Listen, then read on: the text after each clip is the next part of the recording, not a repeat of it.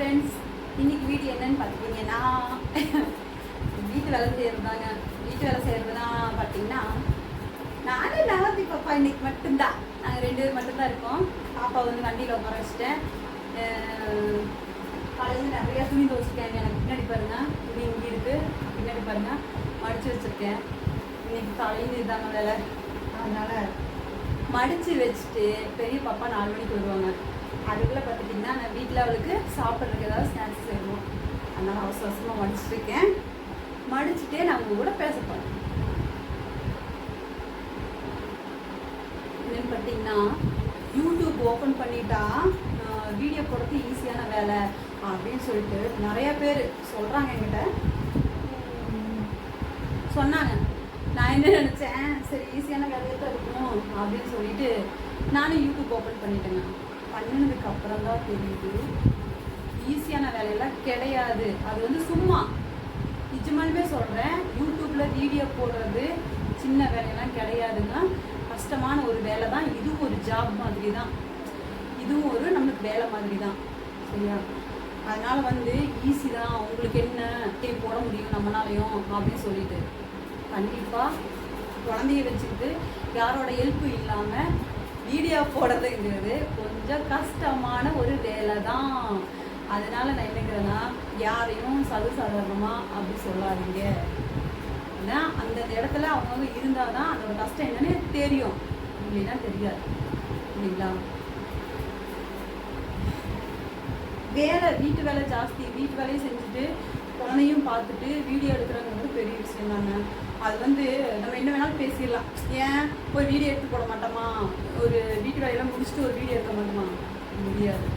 ஏன்னா ஹெல்ப் வேணும், யாரோ ஒருத்தர் ஹெல்ப் இருந்தால் மட்டும் எடுத்துக்கலாம். குழந்தைய வச்சுட்டு என்ன பண்ண முடியும்? அந்த குழந்தைய வச்சுட்டு என்ன பண்ண முடியாது? ஏன்டா ஏடித்தாங்க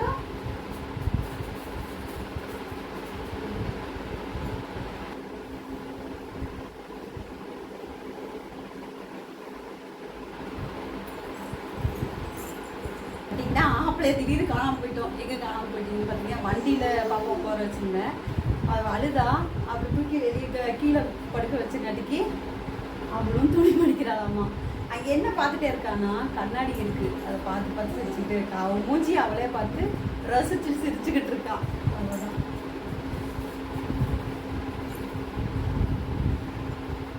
குழந்தைய வச்சுக்கிட்டு ஃபேன் காத்துங்க. ஏன்னா இந்த வெயிலுக்கு ஃபேன் போடலைன்னா குழந்தை அழுகுன்னு சொல்லிட்டு ஃபேன் காத்து. உங்களுக்கு நான் பேசுறது சரியாக கேட்குதா இல்லையான்னு தெரியல. மைக்கு சார்ஜ் போடாமல் விட்டுட்டேங்க, அதனால மைக் போடல. ஆனால் குழந்தைய வச்சுக்கிட்டு ஒவ்வொரு லேடிஸும் வீடியோ போட்டிருக்காங்க, இது பண்ணிட்டு இருக்காங்க. சும்மா அவங்க டைம் பாஸ் பண்ணுறாங்க, அப்படிலாம் கிடையாது. சீரியஸாக இதில் வந்து நாங்கள் எவ்வளோ கஷ்டப்படுறோன்னு எங்களுக்கு மட்டும்தான் தெரியும். அது வந்து இப்போ தான் நான் யூடியூப்பு ஓப்பன் பண்ணியிருக்கேன். எனக்கு வந்து இதில் அனுபவமே இல்லை. மேலே உள்ளது அடிக்குடி தங்க வயலு, தங்க வயலுக்கு மேலே உள்ளது இந்த தங்கத்துக்கு மேலே வயல் அடிக்கணும் இருக்காங்க. வியூவர்ஸ் போடுறதில்ல, சப்ஸ்கிரைப் எதுவும் அந்த அளவுக்கு எனக்கு வரல. அப்புறம் பார்த்தீங்கன்னா கொஞ்சம் மனசு கஷ்டமாக தான் இருக்குது. போக போக தான் இதாகும். எதுவுமே நமக்கு போட்ட உடனே கிடச்சிடாது இல்லைங்களா? அதனால வந்து அப்படியே போட்டுட்ருக்கேன். ஏன்னா என்னை நம்பி எங்கள் மாமா எனக்கு செல் எடுத்து கொடுத்துருக்காங்க. சரி, நான் கேட்டதுனால வீட்டில் இருக்க மாமா, எனக்கு போர் அடிக்குது, எனக்கு ஒரு செல்லு, நல்ல செல்லை எடுத்து கொடுங்க, யூடியூப் ஓப்பன் பண்ணி கொடுங்க அப்படின்னு சொல்லிட்டு நான் அவர்கிட்ட கேட்டதுனால அவர் எனக்கு செல் எடுத்து கொடுத்தாரு. அதனால் நான் யூடியூப்பு ஓப்பன் பண்ணி கொடுத்துருக்காரு. நான் யூடியூப்பில் வீடியோ போடணுன்னு தான் நினைக்கிறேங்க. நான் முடிய மாட்டேங்குதுங்க இந்த வாழை வச்சுட்டு. என்னன்னு பார்த்தீங்கன்னா, ஒன்று உடம்பு செல்லாமல் ஆயிடுது, இல்லைன்னா இந்த மேடம் வந்து அழுதுகிட்டே இருக்காங்க. அதனால் இவங்களை பார்த்துட்டு என்னால் வீடியோ எடுக்க முடியறதில்ல. இவங்களை காரணத்தினால ஒரு 10 நாள் அப்படியே விட்டேன். சரி போட்டுக்கலாம் அப்படிங்கிற மாதிரி அப்படி கொஞ்சம் விட்டேன். பெரிய பாப்பாவுக்கு உடம்பு சரியில்லை, இந்த பாப்பாவுக்கும் கொஞ்சம் ஹீட்டு தான், வேறு ஒன்றும் இல்லை, சூடு. ஏன்னா தண்ணி நிறைய கொடுக்கணும். மெயினாக குழந்தைங்களுக்கு வந்து தண்ணி கொடுக்காம விட்டோம்னா அதுதான் பிரச்சனை. நான் பால் மட்டும் கொடுத்துட்டு 5-6 மாதம் தான் ஆகுது. தண்ணி நிறைய கொடுத்தா சளி பிடிச்சிக்கணும்னு நினச்சிட்டு ஒரு 2-3 நாள் விட்டேன். அதுக்கப்புறம் பார்த்தீங்கன்னா தண்ணி நிறையா கொடுக்கணுன்ட்டு டாக்டர் சொன்னாங்க ஹாஸ்பிட்டல் எடுத்துகிட்டு அதுக்கப்புறம் தண்ணி கொடுத்தேன். இப்போ இந்த பிரச்சனை இல்லை. அப்போ சரி எப்பயும் இன்னும் 2 நாள் கழிச்சு வீடியோ போட்டுக்கலாம் அப்படின்னு சொல்லி கொஞ்சம் அசால்ட்டாக இருந்துட்டேன். அவ்வளோதான், வேறு ஒன்றும் இல்லை. அசால்ட்டாக இருந்துட்டேன்னா அதுக்கு தகுந்த வேலை எனக்கு வீட்டில் இருந்துச்சுன்னா வீட்டில் ஹெல்ப் பண்ணுறக்கு ஆள் கிடையாது. நான் மட்டும்தான் எல்லா வேலையும் செய்யணும். சாயந்தரத்துலேருந்து காலையில் வரைக்கும் வீட்டு வேலையே சரியாக இருக்கும். வீட்டு வேலை செஞ்சுட்டு குழந்தைக்கு உடம்பு செஞ்சதுனால என்னால் வீடியோ கொடுக்க முடியல. அடுத்தடுத்து இனிமேல் வீடியோ கொடுப்பேன்னு நினைக்கிறேன். நம்பிக்கை இருக்குது, ஏன்னா கொடுக்கணும் அப்படிங்கிற ஒரு இது இருக்குது. என்னை நம்பி என் மாமா வந்து தெரியுமோ பண்ணு அப்படின்னு சொல்லிட்டு இவ்வளோ கஷ்டம் இருந்தால் கூட என்னை நம்பி ஒரு செல் எடுத்து கொடுத்துருக்காரு. அதுக்கு வேண்டியாச்சு நான் வீடியோ கண்டிப்பாக பண்ணுவேன் அப்படிங்கிற நம்பிக்கை இருக்குது.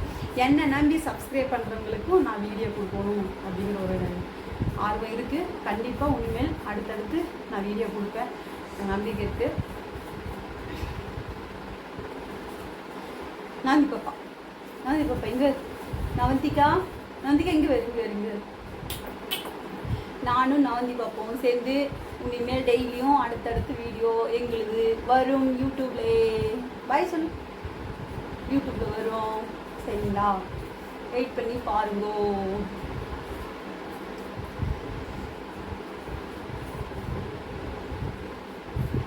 யூடியூப்ல நான் சொன்னேன்லங்க, யூடியூப்ல வீடியோ அம்மா கில்லாத தங்கம் வலிக்குது தங்கம் கில்லாதடி அடிக்கிறது கீழ்றது அடிக்கிறது இந்த வேலையில மேடம் பண்ணுவோம். அப்பா அடி விழுந்து சொல்லி வாய் முடியல, அடி விழுகுது அம்மா மூக்கு.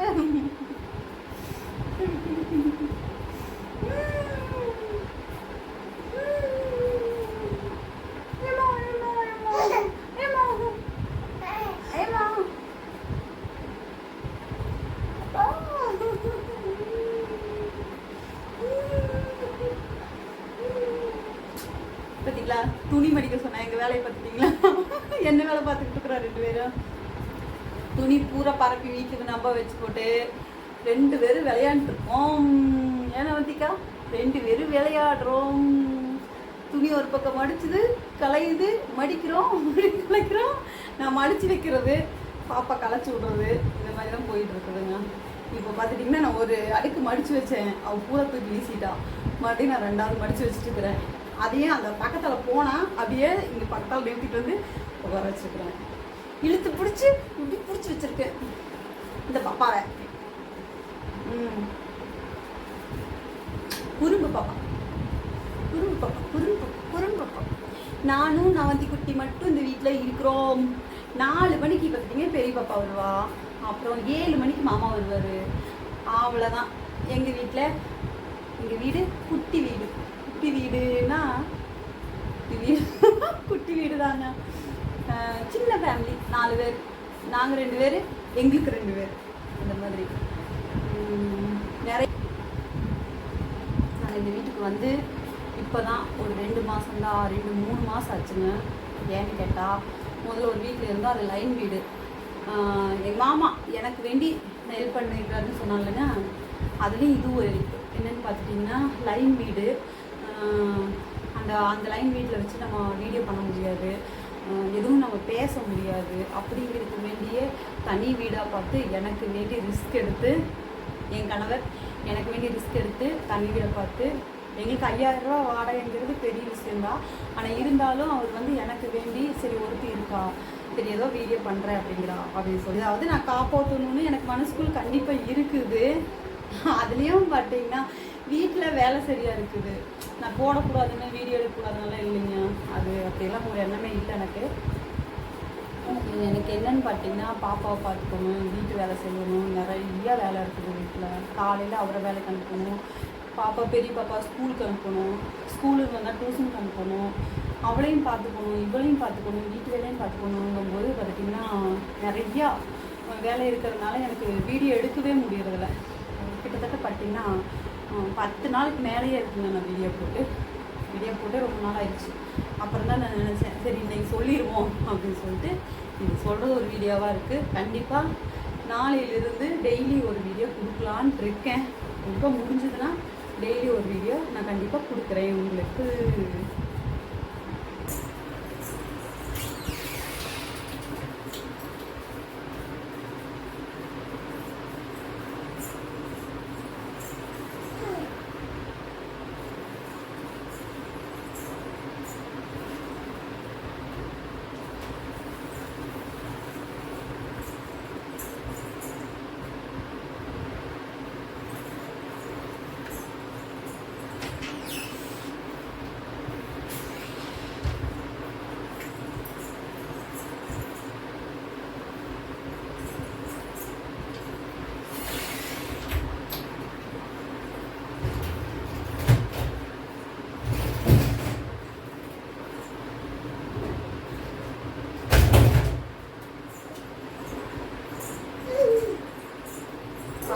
ட்ரெஸ்ஸு மடித்து எடுத்து வச்சிட்டேன். இன்னும் பாதி ட்ரெஸ் அப்படியே இருக்குது. அது எப்போ மடிக்க போகிறோன்னு தெரியல. நான் பாப்பா வேறு அழுதுகிட்டே இருக்கா. அதனால் ட்ரெஸ்ஸு பாதி அப்படியே இருக்குது. அதை பார்த்துக்கலாம். வீட்டு வேலை நிறைய இருக்குது.